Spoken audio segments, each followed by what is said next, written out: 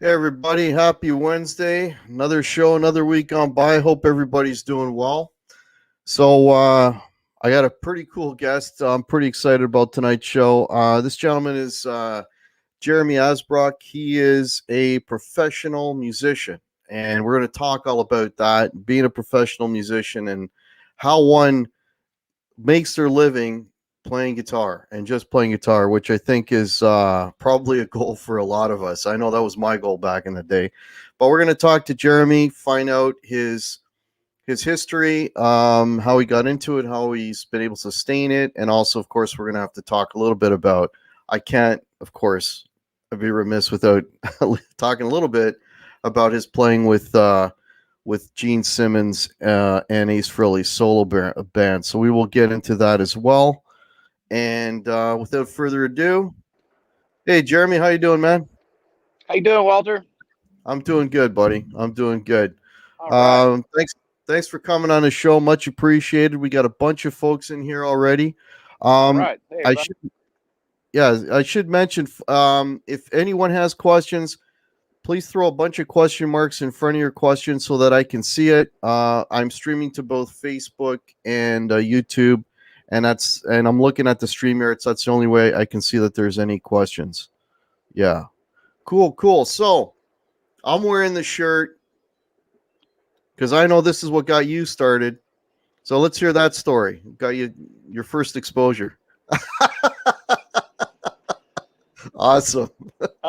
Okay, so my first exposure, I've got a brother that's 6 years older than me. So, he had lots of friends, and 1977, more 78, I lived in a small town outside of Nashville, and, my mom would let me tag along with my brother, and we go to his friend's house, and, I'd see Kiss pictures and Kiss posters everywhere. And I specifically remember Halloween of 78, and the whole neighborhood were wearing those Kiss costumes. And I had a trick or treat earlier, and then my brother and his friends went out. So I was at home, and I did get to watch Kiss Meets the Phantom that night. So just because I had an older brother and, I was born in the mid 70s, I mean, there was no escaping that imagery. I mean, it was just everywhere. So when I was either 3 or 4. 4 makes more sense, but I sort of feel like I remember when Dynasty came out new because I saw commercials on TV. Yeah. But this kid lived behind us, and he came out one day, and he had both Alive 2 records without the cover. And he said, "Hey, man, I'll sell you these for 50 cents." And, I ran in, and my mom gave me 50 cents to get one of them. And my brother said, "Hey, get that one. It has Shout It Out Loud." So I bought side 3 and 4. And okay. And we put it on Shout It Out Loud first. I mean, like that crowd noise, which is like, 15 tracks of crowd noise Screaming, all the way up. Yeah. And then, the bombs going off and just the song and the energy, man, I was in for life. I didn't even know what being a professional musician was, but I knew I was going to do it. Yeah. So that was that. So they were your gateway, right? Into yeah. I mean, and yeah, they're definitely, for myself. I mean, I'm a little older than you. I was 10 years old, and it was like the same thing. A kid had a record, whatever, and then I'm in a department store and I see this cover of this album. I'm like, I gotta have that. And right. Like the next week, my mom took me to Kmart and let me pick out a new one, and I bought the first Kiss record. Okay, cool. So when did you start picking it up and playing? And like, did you have? You say the older brother, was he like with the guitars lying around, or were you like? No, so my brother was into drums, and he played drum in band in school, and he had brought a drum kit home that belonged to his teacher once when I was about 6. We all kind of learned how to play drums that weekend, but I didn't really have designs on being a drummer. I wanted to be a guitar player. Mm-hmm. And it wasn't a real guitar, but I guess the first kind of guitar I got, I was 6, and it was called the Star Maker guitar. And it had one string, and it had a little, I don't know, like 2-inch speaker, and it was a distorted speaker, so it sounded like, Crunchy. a rock. Yeah. So you could play Iron Man, and Iron Man was probably the first riff I ever played, and you could play stuff like that on it. And then I got a guitar that next Christmas, and my brother got a drum set, and I started taking lessons soon after. So I mean, I guess I technically started playing guitar when I was about 8. Wow, that's early, man. And you were taking lessons right away. So you're not one of these. You're a schooled guy. You know what you're doing. You're not just. Well, when I say lessons, he taught me chords, and I went through a few different teachers. My second teacher wanted to teach me to read music and play Beatles songs, which I had no interest in at the time.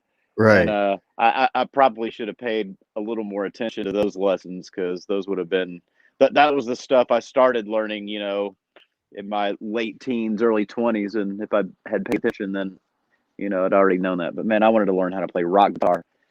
And a guitar store opened in the small town of Smyrna where I lived. And, one of the kids from my brother's high school was the teacher there. So he was teaching all the stuff that was on MTV. And, I took to it fast. Pat Kirby, thank you very much. And, and I took lessons from him till I was about 14, and kind of ran out of stuff to teach me. And then it was just up to me to, find bands to play with and, jump in the pool.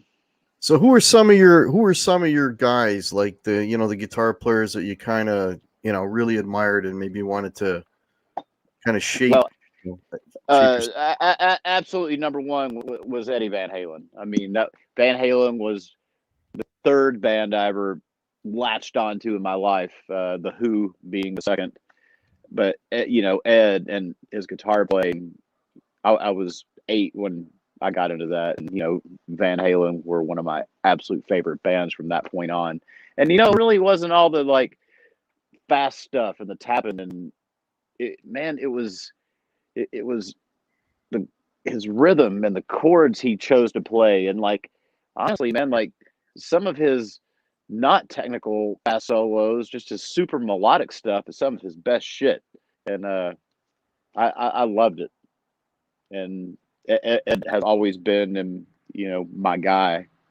And as far as other guys, I grew up in the 80s and with MTV. So like, at some point, all of those people had an effect on me a little bit. And the thing about those guys is they all made it sound possible too. Like when I finally learned pentatonic scale and minor and major and some of the solos, I'm like, wow, I could play that solo. I liked Poison a lot when I was 14 because I could play every solo on that record, and that made me like it more.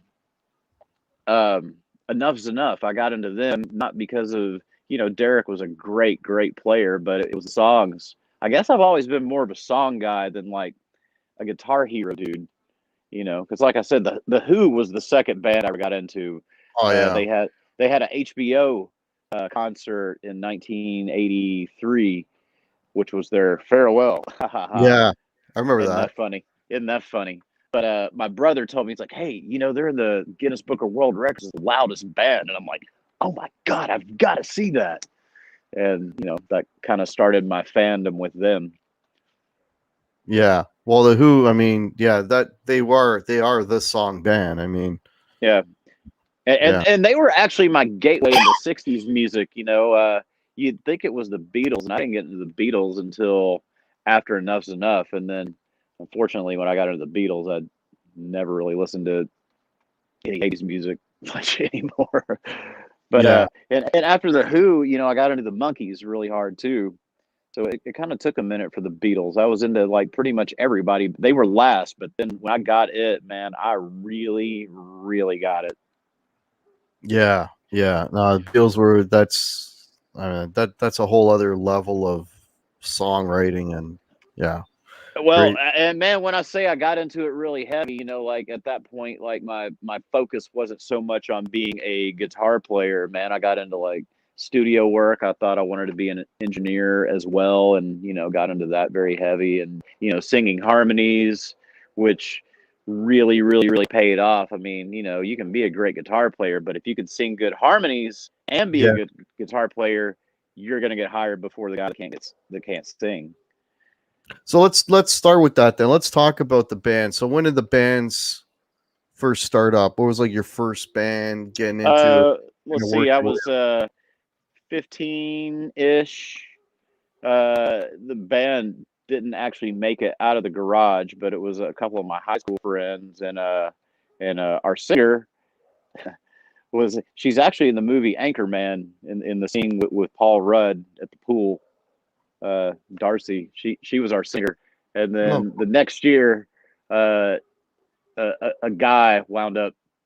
I don't know. The band stayed together without me and her and got another singer, and then I joined that band, and then I started playing Nashville, and actually that's when I became a professional musician, I guess, because I started playing Nashville clubs, and wow. I was a sophomore in high school. We were all in high school, playing clubs around here, and I don't know, just started making friends and hanging around other bands, and I don't know, it was just like kind of a snowball type thing, Yeah. and and then I met guys in a band called the Shazam, and I was like their band best friend, roadie, cheerleader. I just loved the band, and they were my friends. And by the time they got to their second album, I had been engineering with their producer for a while and engineered their record, and they needed another guitar player to help replicate, the stuff they were recording, and I was going to be the guy because I knew all of their songs. I could Right. sing the harmonies, and I just wound up in that band and played in that band for 15 years. We did Wow. lots of amazing stuff, man. We did a TV radio broadcast from Abbey Road, Wow. with billing over Duran Duran, which is kind of a mind blower because we couldn't get arrested here in America. That lasted for a little while, and then we started doing America when little Steven started playing the band on his show a whole lot, and you know threw us a lot of cool bones. And by the time the mid 2000s happened and the internet took over, and you know there was MySpace, and then there wasn't MySpace. There's Facebook. There's no music player on Facebook. 20 plus years, it kind of ran out of steam a little bit, and I don't know. How far am I going with the story, man? I go on with this in my whole life because I can interject Philip in here, and he and I have been, best friends for 20 years now, and we Yeah. we didn't play together for. All looks like we lost our guest. He'll be coming back on. We're having a little bit of, obviously, if you can see, a little bit of internet issues, but I'm sure he'll pop back in. So just give him a couple of minutes. In the meantime, let me say hello to some of the folks that are in the chat. Daniel Horsley, Dwight, how are you? Thrash, Mitch, R2, nice to see you. Nick, welcome. I'm not even gonna try to say your last name because I'll mess it up. Janice, Gene Schmidt, how's it going? Cecil, Thomas San Diego. Okay, cool. You're back. All right, let's try this again. I had to come inside, so we may have some interruptions from various members of my family. We'll do our best. All right, no worries. No All worries. right, Yeah, so I was talking about how you met Philip. meeting Philip and just playing for fun at that point, and then like everything that happened to us kind of was a result of just having fun. And same with Ryan.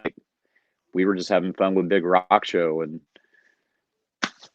next thing you know, Gene asks him to put a band together. Yeah, that's crazy. That's crazy how that happened. So is the band that you were with there, Shazam? So you guys are basically, you were saying you had a much more success in Europe and England specifically. Is there stuff? Do you guys have stuff that people can go and look at on YouTube or anything? Hmm. Did you hear me? Now you are frozen. Now I'm frozen. All right. Give it a minute. Sounds like we might have audio. Can you hear me? I can hear you. I can see you too. Can you hear and see me? Yes, I can. Yes. All right. Fantastic. So I was just asking about Shazam. You were with them for, you're saying 15 years. 15 years. So like if you guys, and you were saying you guys did quite a bit over in Europe, and is there like stuff out like Oh yeah. Oh yeah. There's you want to go look one, up Shazam? Can they go like punch in Shazam on oh yeah. YouTube? Yeah, the Shazam. Be sure and put the in there, Oh, okay. That kind of had to happen because Time Warner came after the band. Oh yeah, 'cause Shazam, yeah. So and then what and then was that something that just kind of stalled and you just Well, like it was somebody else's band, and okay. you only have so much control when, and like I said, the band got together in '94, and after 20 years plus, like I don't know, Yeah, the band didn't break up. Nobody's on bad terms. There's right. lots of music out there. The chief songwriter of the band still writes songs, and you know yeah, Right. there's lots of great music out there. In fact, the last record that the band released was produced by a guy named Mac. Mac engineered and mixed all the great ELO stuff everybody loves. Right. He produced and mixed everything Queen did from The Game on. Wow. Okay. Sweet, T-Rex, White Snake, the Billy Nice. Squire records that everybody loves. I mean, like, really, this guy like made all the music that inspired me as a kid, and I got to work with him, and that's Right, pretty right. fantastic. So yeah, there's lots of Shazam music out there. It's very Cheap Trick, Beatles, British '60s influence type stuff, and Cool. lots of harmonies. So if that's your thing, So pretty good. you're mentioning engineering, so you were getting into that. So when did you decide that maybe you wanted to do more of the performance? Well, when I actually started playing with the Shazam, performance did kind of take over. But if I honestly, it's really when computers took over. Like, the engineering I was learning was, the way we used to do it with tape Okay. machines Yeah. and lots of gear and knobs and shit like that. And then, computers took over, and I did learn a bit of it, but it just, man, at that point, like I'd already, I had become a guitar player, and that's what I was going to do. And I just I didn't roll with that shift, and even now, I can get by, I can record a little bit, but man, that it's not going to be my job. I'm not going to engineer somebody's album. That it's just, I don't know. Yeah, yeah. Okay. Cool, cool. So you started the big rock thing, or you got into the big rock thing with Philip and Ryan. So Yeah. tell us a little bit about how that whole big rock thing came together. Ryan mentioned it Yeah. for your end. So Philip wasn't part of that. It was just that was Ryan's band. That was Ryan's baby. And they played around Nashville for a few years, and Nashville's a city, but it's not a big city. Like all the rock people know each other. And somehow I never met Ryan Cook, and I did not know him. Wow. So 2011, somebody took me to see Big Rock Show, and Delana Scott, who is the guitar player in Vane, she was playing guitar with them, and I saw them. So a month, 2 months later, I come home from my job, and I'm living with Philip at this time, and I come in, and Ryan's standing in the living room, and I'm not Mm. kidding. I've told the story 1,000 times, and I still joke on him about it. He sized me up. He looked me up and down. I walk in my living room, and he goes. I walk back to my room, and I drop my shit, and I'm like, "Who the fuck is that guy?" So we're all hanging out, we're drinking beers and stuff, and a little bit later, he asked Philip. He's like, "So is this the guy?" He's like, "Yeah, this is the guy." And he's like, So hey man, Big Rock Show needs a guitar player. Would you be interested in doing the Kiss cruise with us? What? Dumbest question ever. Yeah. Dumbest question ever, of course. And so at that particular, I was living with Philip because I had recently gotten divorced at that time, and like that was it was like winning the lottery. Honestly, like I didn't just get a new friend, man. Like I got a new family. Like me and Big Rock Show went everywhere together, and like me That's and Ryan started hanging out every single night and every day, and like awesome. the things that we've accomplished since then is it's kind of funny to think about. And again, like all of that, and me and Philip and the rock and roll residency and everything we accomplished, like everything that got accomplished from the three of us was built on having fun together. That's awesome, man. That's yeah, that's like the perfect scenario, man. So you got into the band, and it's like, so you were with them for years and years, and then this came up. It's like, No, I I joined the band, and I was on the Kiss cruise 3 months later. shit.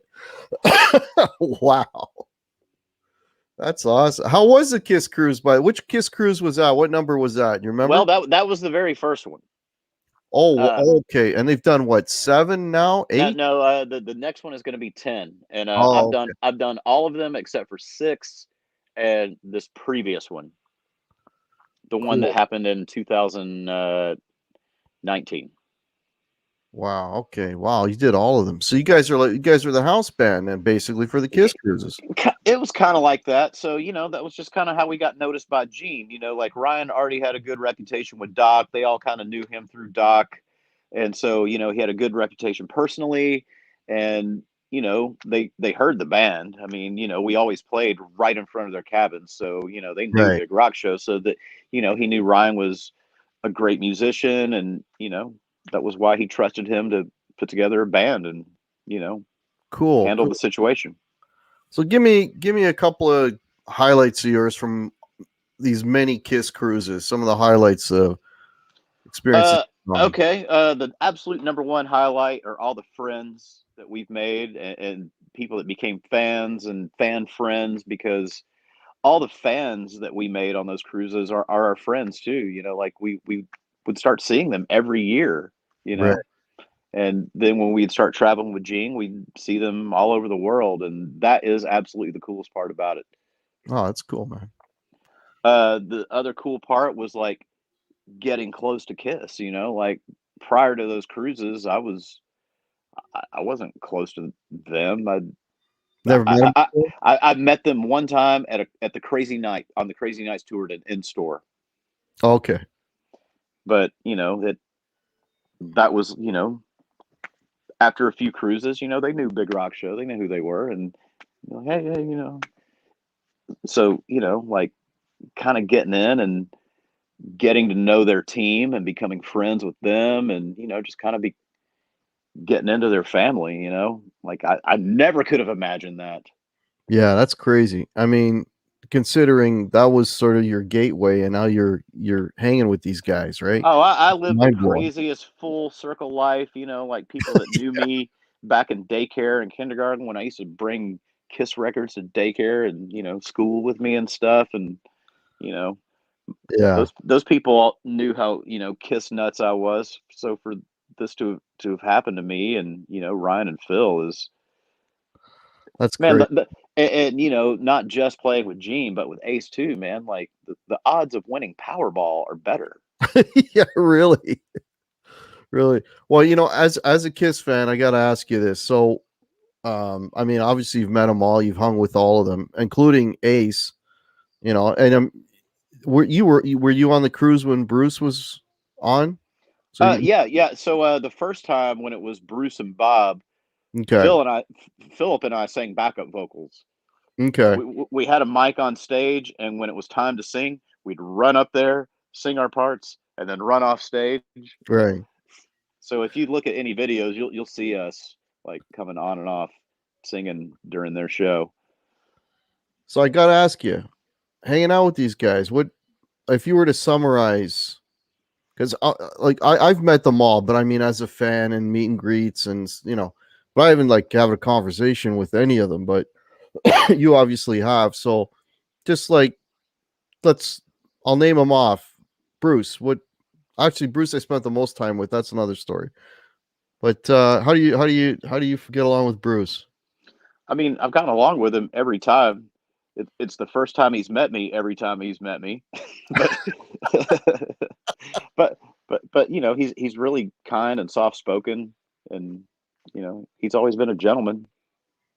All right. Oh man. Well, I'll leave Gene and Ace for last. But what about Paul? Tough to get to.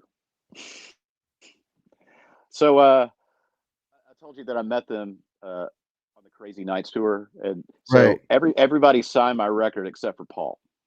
Right. For some reason, security ejected me before I got to his part of the table. So I had this unsigned Crazy Nights album for years, Oh and wow. I didn't get it signed by him until Kiss Cruise 4, because somebody very cool and close to Paul helped me make that happen. Man, I've talked to him the least and spent the least amount of time with him. He's Yeah. Paul fucking Stanley. He's a Yeah. rock icon. Yeah. So just, I don't know, being able to have the opportunity to have a conversation with him is pretty tough. So Yeah. I don't have a lot to say about Paul. My Yeah. meetings with him have been very short and very few. Yeah. Yeah. I can kind of see that. Eric Singer, he's probably talking your ear off, right? I was just about to say, talker. Yeah. Man, Eric's said a lot of nice stuff to me, to Brent, or about me to Brent Fitz, and to me on the last Kiss cruise we did, and I appreciate that very much. Yeah. Yeah. Yeah. All right. So you're working with Gene. Actually, I saw you perform with Gene. Now, the only reason you'll remember this gig, because I know you guys did a couple years worth, but you'll remember this gig because this was Gene's birthday show. This was Oh at yeah, Rama in Windsor, in and Windsor. Shannon and Sophie brought a cake out for him. Yeah, Yeah, I remember that show very, very, very well. yeah, yeah, Because we were hanging out with Shannon and Sophie and Gene before the show, and then after the show, and after the show, Shannon and Sophie were telling Gene that he needed to cut Christine 16 because it's gross and it and kind of, rapey. you know what, it kind of is. You gotta admit. So we did. We cut it, and the next night in Chicago, we played Ladies' Room. Like, that ain't gross. Bit of the market, yeah. That was a good show, Gene's birthday show. That was a big crowd, and I always like it when it's a casino, because the hotel room is attached to the venue, and Yeah, you just kind of stroll over to the sound check and the show and stuff. I'll tell you, as a fan, what I absolutely loved about those shows, and I'm sure you've heard this from a million fans, is you guys played the deep cuts, the stuff that you've never heard. Like you guys did "Got Love for Sale." I lost my shit. Like I was just boom, because that's one of those songs that I always loved off of Love Gun. I'm like, why don't you guys friggin' play this? You know, I mean, you did that. You guys did Charisma, which is another one that I absolutely loved. Like there was all these songs that you never heard. I think, did you guys do Almost Human at one point? Mm-hmm. Yeah, we Yeah. did that. Oh my god. Over the course of almost 2 years, we did over 60 songs. Wow. We never did the same show twice. Oh, I okay. And I really appreciated that about Gene, man. He definitely had you know, a, like, I don't know. He had the spirit. He loved the challenge, and man, he was always game to do anything. Do you have lyrics? I'm like, I I can get them, you Yeah. know. So and it wasn't just us throwing that stuff at him. There were occasions where I'd wake up and he'd communicate with Ryan, and then Ryan would communicate with us, and he'd just kind of forward us the email like, "Hey, can you guys learn All the Way tonight?" And it's like, Oh, wow. yeah, yeah, we can do that.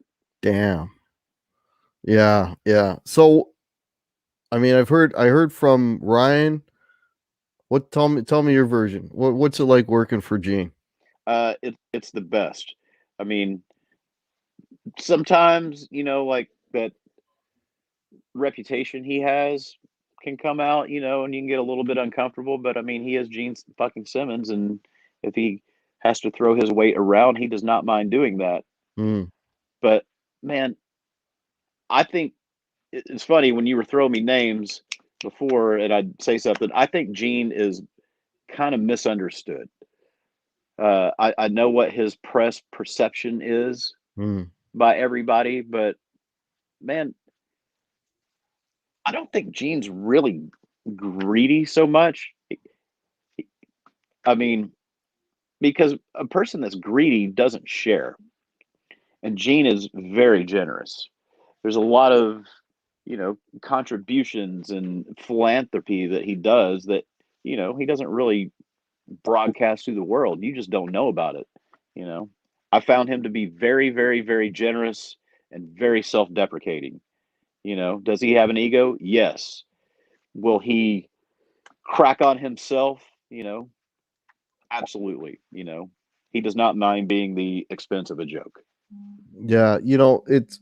I mean, I mean, I've met Gene several times, but again, on the fan end of things, and one thing that I always respected about Gene is he will not leave until everyone is happy.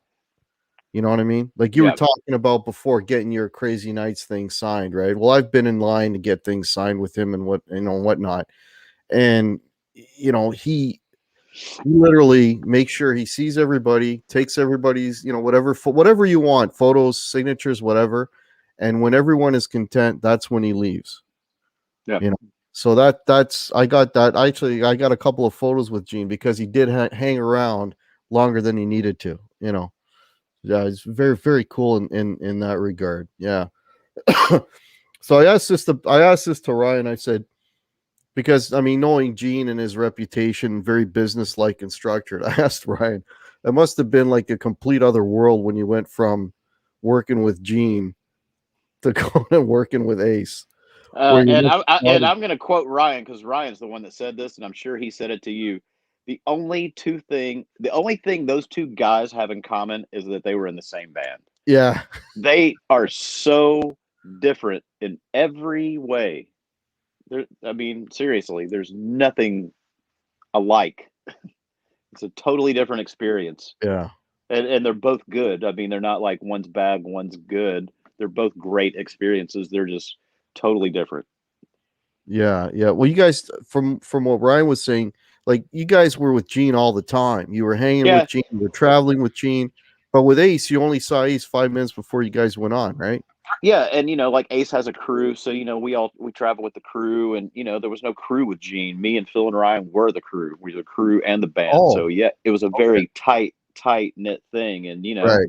and Gene's very social. He likes to talk, and to talk he has to hang out with somebody, and he likes to hang out.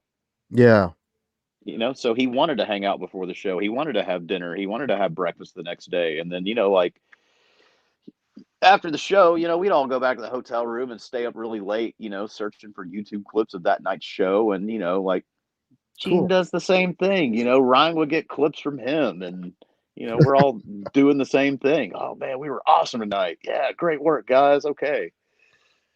That's cool. That's cool. And that whole thing of, I mean, the way I understood it is the way, I mean, I'm getting leading up to how you all of a sudden went from being Gene's band to Ace's band. Is that all kind of happened because you guys were at the right, you guys were traveling together? It was I think the Australia. idea kind of started, the seed was probably planted when we did that benefit thing in St. Paul, and Ace came out and played with us. And Okay. which I have to say, being on stage with half of the original Kiss was Wow. a bit of a mind scrambler. But Yeah. it was probably planted there. So by the time we got to actually, so we were supposed to tour Australia that February, and Hmm. that got postponed. And then Ace got added to the bill, and then eventually he asked Gene if he could use us because it was going to be a little more economically sound for him Sure. to just use us than to fly his band over. And, like we weren't replacing them at that point, Right. only for that. And then we were going to Japan with Ace from there. Hmm. And, the first couple shows went really, really, really well. And, I know he had a lot of people around him, probably telling him it was a good idea in addition to Gene. So, all of these people around him. And, it's my understanding Ace was kind of wanting to make a change. There's not a lot I can comment on about that. All I know is we played some shows. It went well. Gene told me that Ace was going to ask us to do the cruise. I asked him if he was cool with it. He said yes. And we went to Japan, and then Ace asked if we wanted to do the cruise. And, of course we do. Yeah. Yeah. Well, most likely, if this COVID crap wasn't happening, Ace would probably be doing some shows, and you'd probably Oh be. yeah. Oh yeah. We absolutely, and there's still stuff on the calendar that hasn't been postponed yet. I'm kind of waiting on the email to say like this April has been postponed until next April. So I don't Yeah. know. We'll see what happens. One thing, I mean, like stuff's opening up, and I'd like to think that by fall, are the 20,000 seat venues going to be open by fall? Probably not, No. but maybe the type places we play, could be. I hope so. Right. Right. So that leads to the other thing I was mentioning to you off air. So let's talk about how you, as an example, were able to make a living as a musician and be a professional guitar player. And that's like you said, I'm a guitar player. This is what I do. So let's talk about the trials and tribulations. Well, the first thing people need to understand is there are going to be lots of times when you aren't able to support yourself, and that is not the time to give up. Lots and lots. Most people actually kind of quit, or they get that job that sort of absorbs their life, and maybe they don't have the time or energy to put forth, you know to do this full time. And I mean, man, there were many times where I had shit jobs and I'd still play clubs at night, get home at 4 o'clock in the morning and sleep for 3 hours, and then wake up and go do that job. And some of those jobs were hard work, like working in cabinet shops or whatever, roofing. I've done some pretty hard work, and had jobs. I didn't even go completely professional and support myself doing this until shit, let's see, I don't know, 8 years ago. Wow. I always had a job in addition to doing this, Hmm. and if you have a job, you can still be a professional musician. Just because you have something else doesn't mean that you're not a professional. Professional means that, you're doing your best and You get acting paid. like a professional, and you Yeah. know your pay scale does not determine whether you're a professional or not. Your attitude does, and your skills. Yeah. Yeah. So that's the most important part, is not giving up, because if you give up, then you can't be a professional musician. Right. Right. Right. That's amazing. Though, you just said like 8 years ago. That's pretty recent. Yeah. And I mean, and there were times when I didn't have a job, and I was able to do this. And it's very up and down unless you had a hit song or something and you're getting a check, in your mailbox or something. But, for us gig guys, there's a lot of work, and there's a lot of different types of gigs and a lot of different types of music. And, like I said, and I got to give Philip a lot of credit for this, because he was doing this before I was. I was playing in the Shazam, and I was into this band loyalty stuff.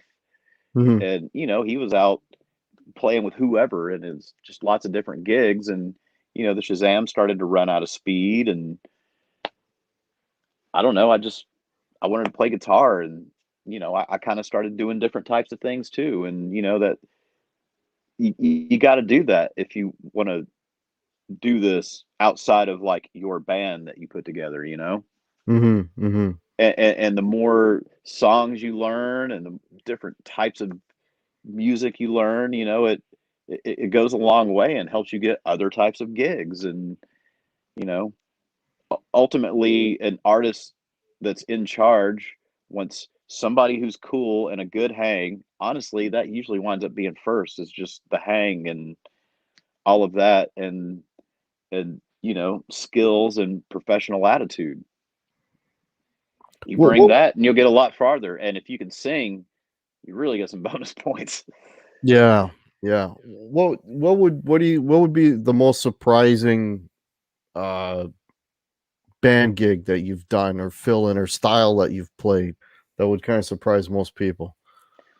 Well, I've done a bunch of gigs with Cowboy Troy, who is like a country rap metal hybrid. And Okay. I did a few gigs with Tiffany last year. Tiffany. Yeah. Oh wow. Interesting, man. Interesting. Uh, like a lot of my friends around here, they'll do country gigs, and Philip did that stuff for a long time. I tried that for 3 months, and I'm not going to give the group's name, but I hated it so much that between continuing with them and nothing, I chose nothing. Wow. It just wasn't my scene, and that's okay. There's nothing wrong with it, because there are lots of great artists. Like some of the guys that Philip played for were great people, and it was great, and the band was great, and yeah, there's nothing wrong with it. It just wasn't for me. Yeah. Yeah. Yeah. Yeah. So stick to it. Like, I mean, I'm a bar band guy. I used to every weekend until this Sure. crap happened. And I'm dying to get back out there. So I could only imagine, like yourself, I don't how. think it's any different, man. I mean, like just because I play with those guys, I don't imagine that I want it any more than you do. We're yeah, we are definitely in the same boat. I think every musician that does play out wants to get back out, whether you're playing for 20,000 people or 20 people. I think we all feel the same. Yeah, yeah. So one thing we haven't talked about at all is, because I know there's a lot of people really into the gear here. So let's talk a little bit about gear. So you're saying back in the day, Eddie Van Halen was your guy. So what was your main acts back then? Were you playing a Super Strat with the Floyd Oh Rose? no, man. No, let's see, back then. So like in the 80s, I was growing up. So then, like I was moving up the guitar chain. So uh like 1984, 85-ish, I had a small scale Court Flying V. Okay. Sounds cool, but man, you can't sit down and play a flying V. And when you're just learning how to play guitar, you're sitting down most of the time. So I Right. actually wound up not liking it very much. And then I moved up to a Squire Stratocaster, and that was my first whammy bar. And man, Okay. was I excited about that! Yeah. Except it wouldn't stay in tune after I did a dive bomb. And all I wanted then was I wanted a Kramer, because Eddie Van Halen played a Kramer, and like kind of everybody was playing Kramers by that Back point. then, So yeah. when I was 13, I got a Kramer. I played that for a few years, and then I moved up to a Charvel. Mm. And then I told you enough's enough, turned me on to the Beatles. And then after that, man, all that fucking hot rodded pointy headstock shit was gone. And Well, what Beatles guitars did you go into, the Gretsch area, or no, I didn't really Rickies, or? do any Beatles guitars. My first cool guitar was a Gibson Firebird. Oh, I happen to have one right behind me. Oh yeah, nice. Yeah. That was my first cool guitar, like Yeah. good guitar. Yeah. And I actually wound up trading that for a Hamer Special and a Fender Jaguar. And then Okay. I wound up trading those for a 1977 Gibson RD, which I still have, and that's my nicest guitar. Yeah. Yeah. And you don't see those things around. I mean, the band Well, Ghost, they're playing them. yeah, I saw it. So I played that guitar in the Shazam pretty much exclusively, And I always imagine that being like my guitar, like the SG to Angus Young or the Right, Les right, Paul to Slash, Ace Frehley, and Jimmy Page, etc. But I don't know. I got over that shit. I actually didn't get my first Les Paul until 8 years ago because everybody played them, and I was just like, I'm not gonna. Man, everybody plays a Les Paul. I'm not gonna play Les Paul. right. And then there was this one Les Paul, and I played it, and I loved it so much that I wound up buying it from the guy. And that's my other nice guitar. Okay. I used to play a lot, but I quit touring with my nice stuff. So when Philip discovered the vintage The brand, vintage, yeah. I played his, and it was just like, damn, man, this plays as good as anything. You Hmm. know, that was a great find on his part. And then, I contacted Rick, and I was playing with Gene by that point, and I was like, man, I'd love a white Les Paul. And they You sent got me a three white Les. They sent me a cut. white Les Paul, and I toured the entire Gene gig with that guitar. Right. You got three pickups on that one, don't you? No, the first one I only had two, and then when I started touring with Ace, just like, man, I'd already done a lot with that other guitar and kind of wanted to retire it. Like, hey, how about y'all give me one with three pickups? And then, Right. I kind of toured that one with Ace until we quit touring. And now I haven't really got to play it out yet, but I've got a vintage Junior, like a Les Paul Junior single cutaway with one P90.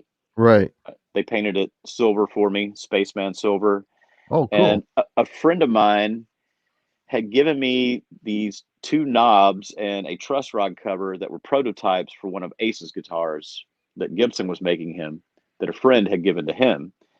And they've Cool. got these brushed lightning bolts on the top of the the uh the Yeah. knobs, and Right, on right. the pick guard cover it's got that same lightning bolt engraved in it.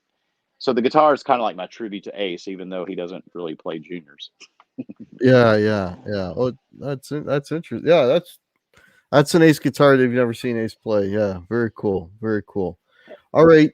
I haven't seen, or maybe I missed some questions in the chat. Let me know if anyone has any questions for Jeremy. Just throw a bunch of question marks in front of the question. And I will forward those over to Jeremy. So we got a few minutes left here. Right on. So I guess I could just touch on amps. Like as far as amps go, I was an Orange artist for the longest time, and then Ryan got a Kemper, and then Hmm. Phil got a Kemper, and I just kind of checked out, how they traveled, and what they did, and I wound up really, really, really liking it, and I traded all of my good amps. I had a '79 Marshall JMP Wow. and a '67 Princeton Reverb. And I had this odd Vox that came out in 1980, and it was called a V125. It was a 125 watt amp, and the knob configuration was kind of like a JCM 800. It had a master volume, but it was a combo amp. Great. So all of the amps had problems and needed some repairs. And man, it's getting harder and harder to find parts to fix that Yeah. shit. The older And they were stuff. just sitting around my house, and my idea in my head was like, yeah, I'm gonna pass this on to my kids one day. And it's like, well, what the fuck are they gonna do with it? Like, yeah, I bet it's gonna be real easy to find parts in 20 years for an amp built in '67. Right, right. So, man, I just got rid of it, and I don't regret it a bit. Like the Kemper, I could sit in my kitchen. The solo I did for Good Times Bad Times on Ace's new album, I did in my kitchen. Cool. Yeah, yeah. And Actually, I was and and actually, like during the pandemic, it has allowed me to do that. Like I've had way more recording work last year than I ever have in my life, and having that thing has made it easy to do. And Michael Wagner was the one that turned all of us onto it. well, I was going to ask you about Ace's records and playing on them, but before we get into that, here's a question for you. This is actually, it's a great question. Does Ace use any kind of treble boost? They say he did back in the day. Well, I don't know about a treble boost back in the day, but right now, man, it's just a JCM 2000 and a boost for his solos. I think it was, I'm trying to remember what kind of boost he has. I'm going to say MXR some kind. It's nothing fancy. Ace's rig is not fancy at all. It is a regular JCM 2000 and a boost pedal for solos. That stage. Oh, and for the smoker, so like all the delay stuff, he's got a line 6. Oh, okay. Okay. It must be damn loud on that stage with Ace, man. Dude, I started wearing earplugs because of this gig. Because it is ridiculous loud. yeah. Because when I saw him, he had directly behind him, he had two 412 cabinets Cocked directly back and aimed at his head. Like, yes. And in his monitor world, there's 3 monitors, and the 2 outside monitors are vocals, and the one in the middle is guitar. So he's just surrounded by guitar. And man, like if you step into that world to rock for a second, you can forget about hearing anything you're playing. You're gonna have to go on muscle memory. Yeah, that's what Ryan was saying. He's saying you just got to stay out of the out of the beam. And he's got Philip in between him and Ace, so it's easier for him.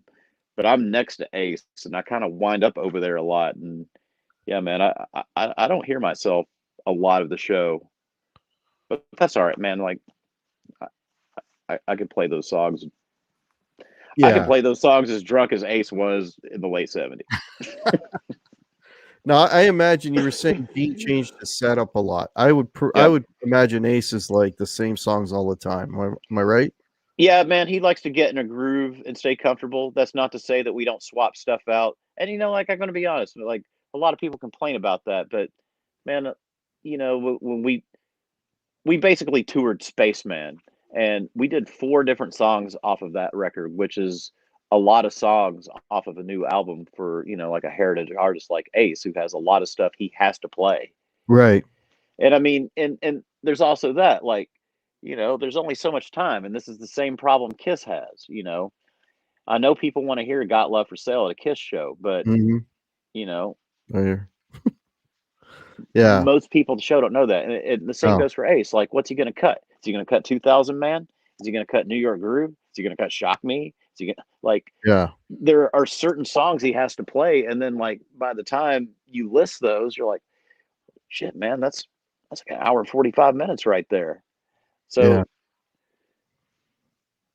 sometimes fans have to consider, like, do you want to hear some deep cut nugget, or do you want to hear something off a new record? Like, because that's where the space is. That's what we got to fill. And in the case of touring 2019, Ace had a brand new record, and we kind of lean more on, we would do 2 songs off Spaceman. We do Mission to Mars and Rocking with the Boys, or I Want to Go Back. We did that one. God, it seems like we did one more, because we did 4 songs off that record. I'm kind of drawing a blank now because that was 2 years ago already. Yeah, I know. Yeah. You mentioned that you played on his last Origins record. Now what I hear, he's working on another original record. Now, are you involved with that at all, or do you have any knowledge of it? I am not involved currently right now. Okay. I would say, as far as his making that record, he's writing for it and getting tunes together. There's not any actual recording going down right now. So, I'm still hopeful that can hang out. I yak with Ace every now and then, and always make it known that anytime he would like me to come to New Jersey and help him, I am in the car and on the way. So how did you end up getting on the last Origins record? How'd that go down? Honestly, I met his producer Alex when we played White Plains last year, and I got a message a few weeks, a couple months later. Honestly, I can't remember. It's just like, hey man, do you think you can play a solo on Good Times, Bad Times? And that is a very easy yes. I actually have a copy of it right here, that record, and I gotta say though, man, I was a little floored and like honored and humbled that they would even ask me to do that because it's a pentatonic minor solo. Like Ace might not play it exactly like Jimmy Page, which I kind of did. I really just kind of stuck to Jimmy solo, but that they would ask me to do that, and then it's the first song on the album. So like the first song on Ace's new album isn't even it's me. Yeah, yeah. And that's one of the better ones on there. Thank It's you. I thought that turned out really good. I thought yeah, it was a good choice for Ace. His singing's good on it. Like that's a good spot for him for vocally. him, yeah. He pulled it off. He pulled that one off. That's one of the better ones on there for sure. And For sure. then so the album was pretty much the album was done. And in January, Ryan got a message that they wanted to cut She as a bonus track, and Mm. we had been doing it live the past couple months up to that point. So I guess he picked that one because it went really well live. Me and Phil and Ryan sang it in 3-part harmony. So You kind of guys gave are us on this version of She too, then, are you? So we Oh, got to sing the song and have a song on the record. And that's awesome. yeah, man, the whole thing is just really, really awesome. And 6-year-old Jeremy is king of the world. Cloud 9, yeah. I can only imagine. Yeah. And So also, honestly, it feels really good for like my parents because my dad got to actually see all of this before he passed a year and a half ago, and my mom well, came to sorry the to hear what show. you did. Oh man, it's all good. Everybody, nobody escapes that one. My Yeah. mom came to the Ace show in Nashville, and man, my mom hadn't seen me play live since I was 16 or so, and my mom got to meet Ace, and it's just really cool because I sort of feel like all that money they spent on rock and roll for me and Kiss and all that stuff for her to be able to see this, and my dad got to go to the Gene Vault thing here and meet Gene and stuff. Oh, So cool. so for them, it's sort of like seeing that their college money paid off or something because I didn't go to Right, right, college. right, They spent money on guitars and rock and roll and shit when I was a kid instead, and I right. sort of felt like they got to see the college education that they paid for pay off. Yeah, that's awesome. That was 50 cents well spent on your mom's behalf, eh? By that No kidding. And here's what's really crazy. So that kid moved away like, not long after that. And this was yeah. like 1981 or so. And in a very random way, through a mutual friend, I found that guy and I got to talk to him and tell him what happened to me. Wow. That's insane, man. Yeah, it was pretty wild. That's crazy. Yeah, you just never know, eh? Yeah. Just never know. Yeah, like you're saying, it's like winning Powerball like 2 or 3 times in a row. Yeah. Man, I mean, like getting to be the guitar player for two of the original Kiss guys, not just two of the original guys, but the two that you liked the most. Like Ace and Gene were my guys. They were your guys, yeah. Yeah. Yeah, yeah. Yeah, for guitar, Les Paul, the Les Paul obsession for me, it started with Ace. And that whole tone and the vibrato, and I mean, we can get geeky talking about playing and stuff, but man, I don't know. That guy has a touch. Man, so when we did those Japan shows, we were doing 2 shows a day. We did 2 shows a day, 4 days in a row. We play a show, Ace would Wow. do a meet and greet, then we'd do another show. Mhm. And man, that second show, every single time, he was on fire. It was like he was playing like the 70s. Yeah. It was like, and we were still new at that point, so it was kind of hard to not watch and listen to him like when he's being really good. Like, god damn, man, that's my Ace right there. That's Yeah. that's that's the Ace I love. Like, damn, Ace, you sounded great, man. That sounded just like the live record, man. Yeah. Yeah. He's got all those things he does, that staccato picking, the bends, It's uh, the attack and the way he holds the pick. Like, like I yeah. watch him, I'm like, how do you play like that? Because it's like Yeah, he holds it like this. Yeah. scraping the strings, but Yeah. man, like he's refined it, and you know he's good at it, and it sounds good, and it's an identifiable style. And Yeah, totally identifiable. Yeah, he's one of those guys. Like, I mean, you can play the notes, but you can't make it sound like him. He's just got all right, this character that, this like I said, this personality that you just can't duplicate, man. He's just one of those guys, right? yes, man, and that's that's kind of the biggest difference between him and Tommy. Tommy's a great guitar player and he Yeah, can do the stuff, but you can play it. man, there's some Some nuances, there's nuances that are sometimes crucial. Yeah, it's almost like this. You need. I mean, Ace is not the cleanest player in the world, but that sloppiness is part of the whole vibe. You know what I mean? And man, one thing about Ace, and kind of explains those two shows a day that we were doing. Like, man, when Ace starts playing a lot and he gets in his groove, he gets real good and his thing starts happening. Like after he starts playing consistently, man, just from the short time I've been with him, I kind of see that, like, that consistency gets his thing back, and he needs to play. Yeah, yeah, yeah.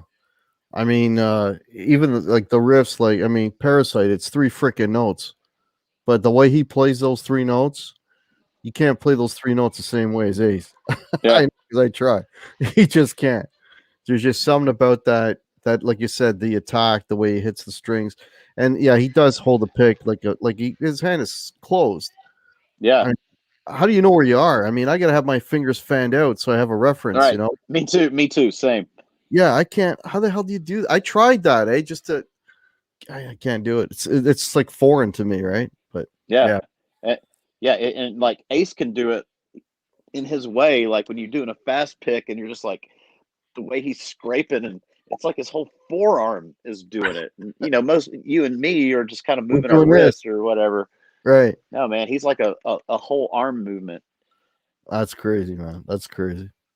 Yeah, I can only imagine, and to be there and witnessing him doing it and being a part of it. That's just Man, I'm just humbled and grateful that he thinks so much of us, and you he guys thinks I'm are great, man. You a guys. good guitar player, and like if he thinks anything positive of me at all, I mean, like, that's the coolest thing in the world. I mean, I'm not blowing smoke. I saw you guys, and you guys were covering those songs, and I mean, and I bet you. Well, I mean, Kiss audiences are probably some of the pickiest buggers you ever want to meet. You hit one bad note, or you do one thing slightly different right away. The chat boards start lighting up. But you guys did that show, and you guys everything in the deep cuts. I mean, and all you know is there's no live version. It's just album versions that people know, and you guys were nailing it. I mean, absolutely Man, nailing it. so that's like one thing that in Gene's band, well, actually in Ace's band too, it allows us with three guitar players is to pick up on some nuances on studio versions that you can't really do with two guitars. Right. And man, have I read a lot of bitching about three guitar players and how unnecessary it is. It's like, well, first of all, it doesn't cost you extra. You're not paying extra for the extra guitar player. And the thing it adds is, let's say there's a harmony solo, like Christine 16, for example, Right. harmony guitar solo. Well, you can have the rhythm guitar behind that and still have that harmony solo. In Detroit Rock City, that we play with Ace, me and Ace can play the harmony solo and Ryan can play the rhythm guitar under it. Right. And, it opens up for vocals too. You've got more singers, so you can cover more harmonies.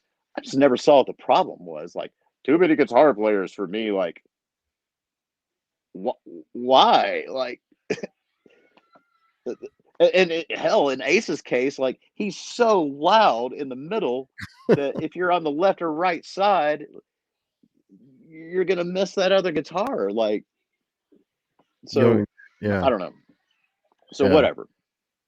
Gene likes it and Ace likes it. So No, it was Gene fell in love with the three guitar thing. He thought it was very symphonic, and he yeah. started making us start songs together so that like three guitars are playing the Deuce intro or War Yeah, Machine or something, and we all kind of got into it too. I saw what he meant, like with a symphony, you'll have like two or three cello players playing the same thing, great so guitar. that was the approach. Yeah, yeah. No, I haven't seen you guys with Ace. I mean, when all this shit dies down, and hopefully Ace will come. I'm in Toronto, Canada, by the way. So if you guys ever come up to this neck of the woods, I'll definitely. But I did see it with Gene, like I was saying earlier, and I mean, the three guitars just all it just like you're saying allowed you to nail it. Yeah, All the parts, everything was there, nothing was missing. There's no reason to bitch. You know what I mean? exactly. Yeah, yeah, No reason to yeah. complain. It doesn't cost extra, so just No. enjoy it. Yeah, yeah.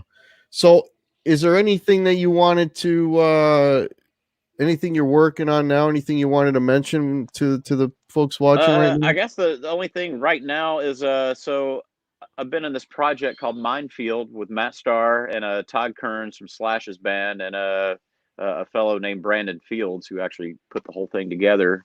And we've got a full length album. There's 3 singles out right now. The Okay. full length comes out in May. I think we just put a thing out yesterday or today with a release date. It's going to be available on vinyl, CD, etc. Where can I even people have find out about that? Can you send me a link and maybe I'll yeah, share it? man. Minefield USA. Anything you could search Minefield Todd Kearns. You could search Minefield with my name. It's all pretty easy to find. Those 3 singles are available on Spotify. Okay. I think wherever you can stream music. Okay, cool. And man, like there's stuff on all of our socials. Me, Todd, Matt, and Brandon almost daily with something regarding that stuff. But man, it turned out really good. That was one of the things that happened last year that I went from being one song that I was going to play on to a full album with those guys involved, and I even got to write a song on it and sing a song on it too. Yeah, no, it's cool. Yeah, those guys well, I Todd Kearns I'm familiar with because, he's played with Bruce and Yeah. he's been on the cruises and he's amazing. Here's a question for you. From Cecil Music, what's Jeremy's pick of choice? Guitar pick he's talking about. Whatever's around. Really, Medium, heavy. kind of like the in between medium and heavy. All right. So like And a point eight, yeah, and I don't really like the slick stuff. I like it when it has that kind of, I don't know, like like a grip. yeah, Yeah. like not the scratchy grips, but just like the rougher feeling pick versus like the super slick stuff. Right, But right. honestly, man, I'm so not picky about that. If I don't have any picks and there's one laying on the ground, that's my pick for the night. Yeah. Gene is saying great track on Buffalo Rock City, Jeremy. Thank you very much. Yeah. Thanks.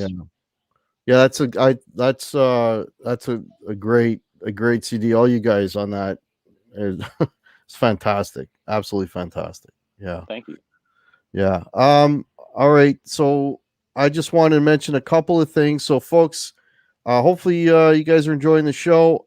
If you would like to help support the channel, below I have links to Guitar Hack hats. I got t-shirts and merch. All the links are below. There's a PayPal down there below if you'd be so inclined.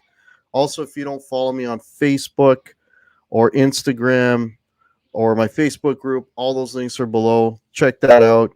I've got Jeremy's Twitter, Facebook, and Instagram links as well. So you could probably check out the Yeah, Minefield and through if you that. on my Facebook page, I'm usually maxed out on my main page, but I have a second fan page, which is pretty much identical. It's the same stuff. I put the same stuff on both of them. So if you can't get into that main one, just go to the fan page. It's the same thing. If you send me messages there, I'll answer them. That and Instagram. My Twitter's not that active. I kind of just view more than I put content up there. So Yeah. my Facebook and my Instagram, if you want to check out what I got going on, you could probably get them in those 2 places. There's one last questions from Quentin James. I'm going to ask, does Jeremy, I think you kind of answered this earlier, but does Jeremy use in-ears, and does he prefer those or cabs moving air? I do not use in-ears. I've never had an in-ear gig, never. So I definitely prefer moving air and monitors and such. I don't even know the in-ear world, and I only started wearing earplugs last year because of Ace. Right. Okay. So hang tight, Jeremy. So I want to thank everybody for being here. Next week I will have Chris, Guitar Pit, and Brian. They're going to be talking about Chris will be talking about his signature guitar and the company that he got it from. So apparently they're taking orders. So we'll find out all about that next week. Also, folks, at 10 p.m. tonight on the channel, I have the premiere of my latest release. It's called Biding My Time. It's at 10 o'clock, so make sure you come back here at 10 and check out that song. And yeah, we'll catch you all next week. You guys have an absolutely great week, and we will see you soon. Thanks, everybody. Thanks Cheers, for tuning everybody. in. Take care.